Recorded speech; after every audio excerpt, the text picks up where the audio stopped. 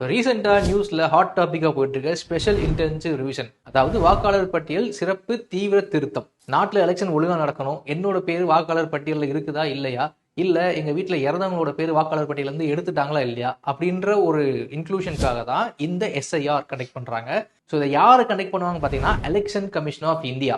எதனால கண்டக்ட் பண்றாங்க அப்படின்னு பாத்தீங்கன்னா ரேபிட் அர்பனைசேஷன், அதாவது நகரமயமாதல், அப்புறம் நிறைய மைக்ரன்ஸ் வேற ஸ்டேட்ல இருந்து இன்னொரு ஸ்டேட்டுக்கு வந்து வேலை பார்க்குறாங்க. அது மட்டும் இல்லாம நிறைய பேர் இறந்து போயிருப்பாங்க, நிறைய பேரோட பேர் வந்து டூப்ளிகேட்ஸ் ஆயிருக்கும். இது எல்லாமே சரி செய்யணுன்றதுக்காக தான் இந்த எஸ்ஐஆர் கண்டக்ட் பண்றாங்க. ஃபேஸ் 1 ஆஃப் எஸ்ஐஆர் பாத்தீங்கன்னா பீகார்ல நடந்துச்சு. ஸோ ஃபேஸ் 2 இந்தியா முழுக்க இருக்க 12 ஸ்டேட்லயும் யூனியன் டெரிட்டரிஸ்லயும் கண்டக்ட் பண்ண போறாங்க. ஸோ இதற்கான கண்டக்ஷன் ப்ராசஸ் பாத்தீங்கன்னா நவம்பர் மாசத்துல இருந்து ஸ்டார்ட் பண்ணிடுவாங்க. யூபிஎஸ்சி எக்ஸாம் பாயிண்ட் ஆஃப் வியூல இருந்து இந்த எஸ்ஐஆருக்கான லீகல் ஃப்ரேம்வொர்க் என்னென்ன அப்படின்றத தெரிஞ்சுக்கலாம். First point, article 324 of Indian constitution படி எலெக்ஷன் கமிஷன் ஆஃப் இந்தியா தான் பார்லிமெண்டோட எலெக்ஷனுக்கும் ஸ்டேட் லெஜிஸ்லேச்சர் எலெக்ஷனுக்கும் ஒரு ப்ரிசைடிங் பாடி. செகண்ட் பாயிண்ட் பார்த்தீங்கன்னா ஆர்டிகல் 326 படி வயது வந்தோருக்கான வாக்குரிமை வழங்கப்பட வேண்டும் அப்படின்றதுக்காகவே இந்த எஸ்ஐஆர் கண்டக்ட் பண்றாங்க.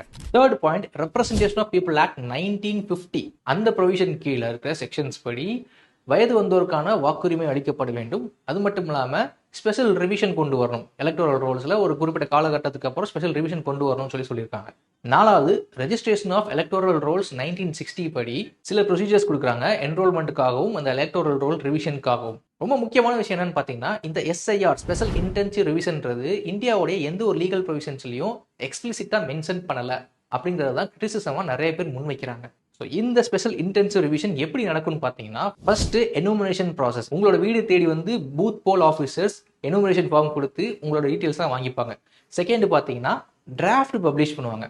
ஸோ டிராஃப்ட்லாம் பப்ளிஷ் பண்ணி மறுபடியும் ரிஜெக்ஷன்ஸ் இருக்கா இல்லை அப்ஜெக்ஷன்ஸ் இருக்கா அப்படின்றத தெரிஞ்சுக்கிட்டு தான் ஃபைனல் லிஸ்ட் பார்த்தீங்கன்னா பிப்ரவரி மாதம் 2026 கொண்டு வரலாம்னு சொல்லி பிளான் பண்ணியிருக்காங்க.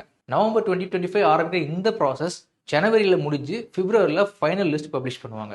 இந்த மாதிரியான எக்ஸ்க்ளூசிவ் அப்டேட்ஸ்க்கு வெராண்டா ஐஏஎஸ் யூடியூப் சேனலை சப்ஸ்கிரைப் பண்ணிக்கோங்க. Veranda IAS, where your dream becomes reality.